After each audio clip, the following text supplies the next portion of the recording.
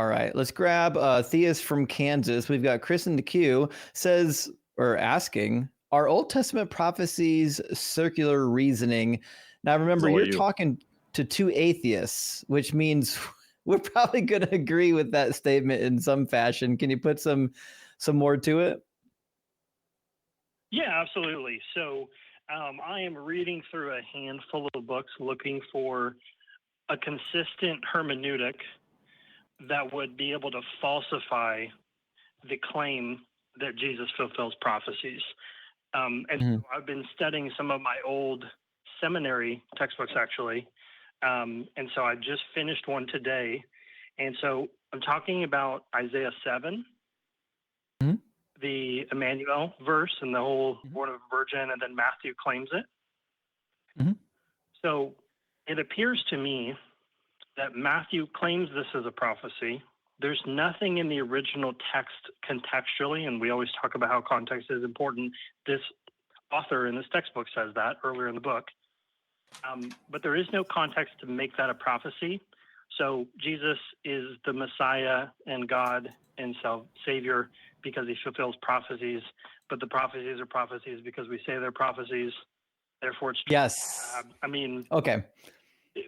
Yeah, Chris, you've quoted me exactly. I've said those exact words before. Oh, okay. So, to be sure, this is the circular part of this prophecies about Jesus part, right? Which is, we know contextually speaking that this prophecy was to King Ahaz about a child born during the reign of King Ahaz. And before that child is old enough to know right from wrong, the two kings that are attacking the kingdom of Judah, they're going to be laid waste by the Assyrians, right? So in order to make this about Jesus, you have to add a new second layer of meaning to it. You're saying, well, originally it was referring to this, but secondarily it was referring to this. But the minute you add a secondary interpretation, it becomes circular, right? Because who gets to decide what the secondary meaning is, and who gets to decide which prophecies get 2 meanings or 3 meanings or 4 meanings, right? So then what the Christian will do is they'll say, well, Jesus is the Messiah because he fulfilled all these prophecies. And when you read the prophecies, not a single one of them refer to Jesus in the original context. They all require secondary meanings or some type of not dual fulfillment, partial fulfillment or some nonsense like that. So then you would ask the Christian, well, why would I accept these as being prophecies about Jesus because they're not in the original context? And they would say, well, because Jesus was the Messiah. And now you've got an entire circle, right? These prophecies that aren't prophecies about Jesus are they're prophecies because the Messiah said so. Why is he a prophecy? Because he fulfilled these prophecies. Or why is he the Messiah? Because he fulfilled the prophecies about the Messiah. So I think you've nailed it, Chris. It's entirely circular argument. Okay. I mentioned that earlier on in the show and did a much worse job. I'm sure it was great. That's why you were gone. So in the interest of giving good content, can I try to prop this up and fight you on it and see if you can help me knock down? So here are the potential explanations that the author gives for why Isaiah 7:14 could legitimately be interpreted this way. The first one is that it's wrong, which obviously he's going to say that's not a valid claim. The second one is that the Holy Spirit kind of slipped this in, and most Christians will talk about a dual authorship, right? And however you want to define that, God helping humans or the cooperating or dictation or whatever. So couldn't you say, okay, well, within God's divine authorship, there is an authorial intent pointing towards a Messiah figure? Right. And I think the problem with that type of a hermeneutic is now you're still starting with the conclusion. The conclusion is that the Holy Spirit has hidden something within these prophecies that you wouldn't know just by reading them. So now God is being deceptive. And in Deuteronomy 18, God tells you that you can determine if a prophecy is coming from God and whether or not you need to kill or not kill that prophet by determining if, in fact, the words of the prophets come true, right? Which means at some point you have to know that the prophecy is being spoken as a prophecy. It can't be some secret that people hundreds and hundreds of years later would just stumble upon and be like, oh, interesting, that sounds like something else. It must be a prophecy, right? That doesn't seem to line up with the God of the Old Testament. Nobody, like no reasonable Jewish person would accept that as an interpretation for these prophecies. The only people that would accept that are people who already are at the conclusion that Jesus must be the Messiah. Then you work yourself backwards. It's a sharpshooter fallacy.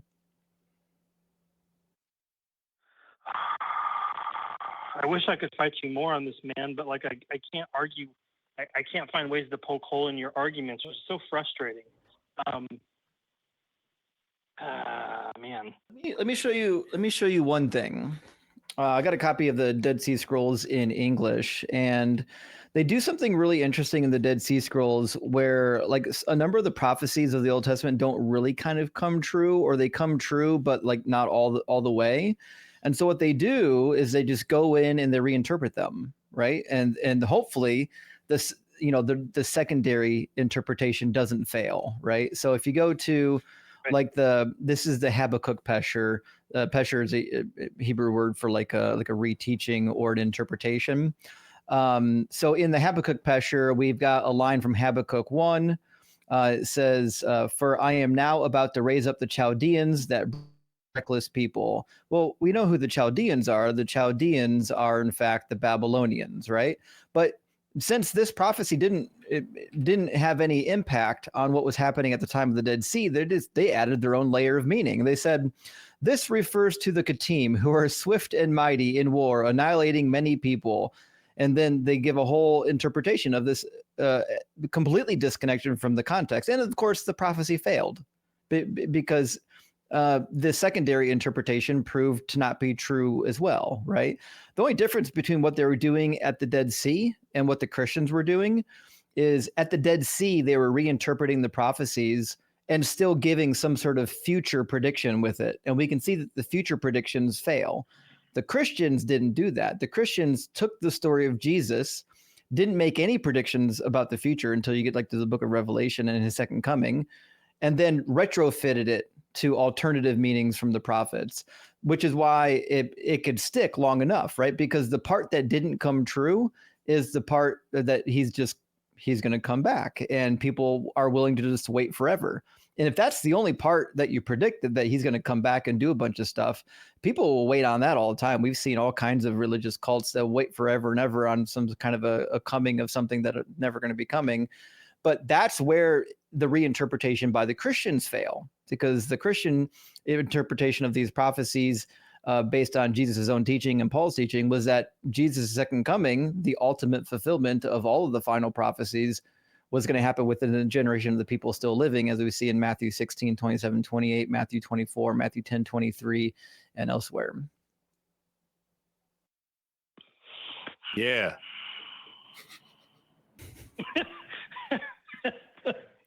Okay. Okay. I'll keep digging, man. Maybe I'll pop on your show sometime and ask some follow-ups. I know we're towards the end of the show. I did have a question for Forrest about trans issues. We got time for a couple. If not, I'll call in another time. We can make it super fast, and then I'll try. What's your question? Okay. Yeah. So is gender? Would you say gender is rooted in sex, or are they? I would say that it's or like, how would you connect them? I would say that it's associated with sex, but fundamentally different things. Okay. It's very strange as a Christian to, we're all against trans issues because we're religious. Like, that's how this works, right? Yeah. And so to potentially cast aside the religious piece, I am left with the question of, do I even care about this stuff, or even thinking through it? Yeah, it's interesting. I would say if I were you, if I was in your position, I was coming from a Christian framework, and I look at sex and gender, and I look at trans people, and I say, okay, well, this doesn't line up with the Bible, where the Bible clearly says that God made man and woman, and only man and woman. And in this verse, it says he made them at the same time, and in this verse, it said make them totally different. But it doesn't matter because it's only man and women, right? Blah blah blah blah blah. I would treat that the same way that you would treat the fact that the Bible also gets the origin of the earth wrong. It gets the origin of life wrong. It gets concepts of evolution wrong. It says that snakes can talk. It says that donkeys can talk. It says that sometimes trees can talk. It says all these different things about like just batshit. It says that grasshoppers have 4 legs. It says that bats are birds. It says that it says that pi is equal to 3. So like, the Bible's wrong about a lot of shit in science, right? And so you now can decide as a Christian, do you do what what the Catholics do and say, okay, the Bible is a book of regional stories that teach moral lessons, and the only one that's true for fucking sure is this whole thing about Jesus, and even that we need to really study and interpret and make sense of it? Or do you do what the Baptist folks do and say, no, every single word of this is absolutely actually true, and now I have not just one thing that I don't understand, but just a shitload of things that I don't understand? Like, or you can do what I think is the best thing, which is to really analyze whether or not there's evidence or reason to believe in any of this stuff, and then decide, all right, hey, there is very clearly like actual scientific backing for our understanding of sex and gender. And this is not a new idea. This idea is like 100 years old and is just like other useful models, is being proven right over and over and over. And on the other side, I've got this Bronze Age sex and slavery manual that says that sometimes donkeys can speak Hebrew. Maybe I need to take a step back and decide whether or not it's actually important, whether or not the things that I believe are true. And if it isn't, then I can just stop complaining about any of this, because I can just decide to believe whatever I want to believe. But if it is important to me that the things that I believe are actually true, then maybe I can put down this Bible and start focusing on reality a bit more. That's what I would say in this situation.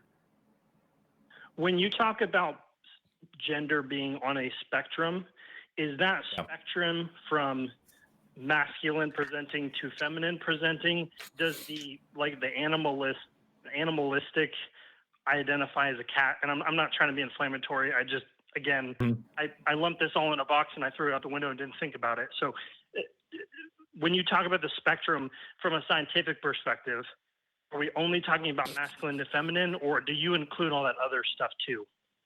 Scientific. So when you say, just to be clear, it does include other stuff. All that other stuff is not cat and things.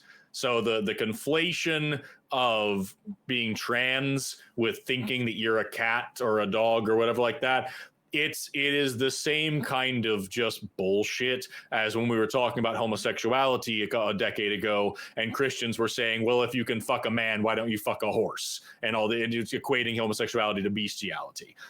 It's not really part of the conversation for people who take this seriously. It is just a straw man. Okay. When we talk about the spectrum of gender, what we're talking about is the fact that gender is definitionally a social construct. Therefore, by definition, because it is something that is socially constructed, and because it is something that we can demonstrate factually, changes from culture to culture, from person to person, from generation to generation, from day to day, because of that, it is definitionally spectral. It cannot have hard, set, fast, serious limits with necessary conditions for each of these individual boxes if it is something that is socially constructed in this way, and something that we see is very dynamic and fluid across cultural contexts. And so that's what we're talking about. We're not just saying here's this masculine and feminine side, because even the concepts of masculinity and femininity are themselves socially constructed and therefore are also fluid and spectral. This is a diverse rainbow of different presentations. A great way to think about it, when you think spectrum, you may think of like a color spectrum, right? Where it goes from red to blue, say. Don't think about that as a linear spectrum. Think about one of those when you pick a color on like in Microsoft Paint or something, and it gives you the circle and it has all the rainbow all over that whole circle, and you get a multi-dimensional thing where it's not just a straight line. Think about it that way. Yep. You have a lot of different ways that you can interpret this this whole concept of gender. It's a wide range of different things with lots of different factors going into it. It's not just two poles and you find your place somewhere in between it. Sure. Would you say that the experience of gender all the way along that spectrum is fundamentally rooted in our brain activity and our brain waves? And so just as on the topic of sex, you can have a variety of conditions that go with, phenotypically and genetically XY, phenotypically, genetically XX, and then all the other stuff in the middle. That gender then is an experience of the brain, and then that experience is just rooted in that same kind of materialism or like physiology. I mean, fundamentally, yes, everything you experience is rooted in materialism and physiology. So that is not unique to gender. In terms of like where gender comes from, if that is purely neurological, or if that is purely neurobiological or purely neurochemical or purely psychological, I'm not sure. There is evidence for a neurobiological component to it, but it's kind of like sexuality in this way, where it's like, yeah, we have evidence for this and this component, but fundamentally we're still learning a lot about where it comes from and what it does and how it behaves. All we know is that it is a thing that we experience, and it is not binary. Those are the things that we know. Just like I think, being trans and being homosexual or whatever, like these are different concepts, but like you can use sexuality as an analog for gender in this way, in the exact same way that sexuality is a massive and diverse spectrum, and it is really, really because it is so deeply personal, it is very difficult to really nail down any one label for someone's individual sexuality that can then be easily applied to even one other person, let alone scores of other people. Same thing really goes for gender. You and I can say that I'm a cis man. I mean, you probably are too, I'm assuming. But I guarantee, even though we are both men, right? Even though we are both of this masculine gender and this masculine presentation, I'll say fundamental different ideas, I guarantee, about what it means to be a man and what that actually looks like and feels like and acts like and how that should be presented to the world. So that's what I would encourage you. If you want to learn about gender, start by exploring your own. Sit down and really analyze. Ask for yourself, what do I mean when I say that I'm a man? What do I mean when I talk about, like, when I talk about my masculinity? What actually challenges my masculinity, if anything? What makes me feel more like a man or less like a man, if that's even possible? Read up on, there's a lot of really good psychological research about how masculinity specifically is precarious and needs to be maintained through performance in our culture. Read up on some of that. Think about some of that. Wonder why so many big, buff, manly dudes get really, really scared of fingernail polish and shit. And like the idea that they might be caught in a dress someday. Like, what does that actually mean? And do you agree with these things? And do you feel the same way? And when you sit down to actually study your own gender, you might have a better time looking at other people then and saying, okay, so they just differ from me in these concepts, in these and I differ from many other cisgender men in these concepts. We live in a bizarrely heteronormative society, and a lot of people don't take the time to explore their own gender and their own sexuality. If you do, I think it would elucidate a lot of these things about what gender is and how it operates. And then you can start applying that model to other people as well and start learning a little bit about them. Well, even when I was more deeply rooted in the fundamentalist evangelical world, I still kind of had these quiet thoughts of, I had to keep the binary because that's what my book says. But I kind of always had this thought of like, you just have effeminate men and more masculine women, and like the boxes around those two things are just bigger than we pretend they are. Like you can just have dudes that fit. And isn't it funny that the same hateful assholes who will tell you you're not a real man because you're gay or because you like to paint your fingernails or because you listen to certain music or drink a fruity cocktail are the same assholes who will then tell a trans woman that you can never change the fact that you're a man because you'll always be a man forever. It's just, it makes no sense. It never has made any sense. It never will make any sense. It's just the dying gasps of an outdated sexist ideology. And just like every other time when we talked about sexuality, it was the same thing. When we talked about, race, it was the same thing. Who's a real human? When we talked about civilization, it was the same thing. It's just people in power people who have control, people who have authority, who want everything to fit into their boxes because differences are scary, and challenge their authority. Because if there are different ways to be a human, then they can't control the narrative anymore. So that's where I would take that. But with that, we are now half an hour overtime, and I've got another show after this, so I've got to get out of here. Sounds good. Chris, thanks so much for calling and talking with us. Yep, absolutely. Thank you both. Cheers, Sure, friends. Bye-bye. Sounds like Chris is doing some deep thinking on these topics, and I'm certainly glad that he is. Yeah. Sounds like he's in deconstruction territory. Yeah. It's awesome. And like that's the cool thing about this stuff, is that like there really just is so much to learn. And especially with gender, like I said, the concept that sex and gender are different things, and that neither one is a strict binary and all this. This is like a century old. This is old news. But it's still fresh, steaming hot pile of delicious information that like we're still learning a lot of stuff about. There's a ton of questions. We have way more questions than we have answers. And this is an active field of research that is yielding better understandings, more complex, more sophisticated pictures, better models of what the natural world actually is and what our place is in that natural world. And so like, yeah, there's a lot of questions here. And they're great questions. And the best researchers in the world on these topics also have a lot of questions about it. That's what makes it so exciting. So go out and dig into it, and don't be afraid of it, and treat it. I would say if you're deconstructing on this, treat it the same way you treat something like evolution. Yes, I understand. I've been lied to about this for a long time. And I understand this is something that I was taught to ignore because my book says to ignore it. Awesome. Now I'm in a position where I get to learn a lot of cool shit. How lucky am I? I'm going to go work on learning now. That's great. Absolutely. Couldn't agree more.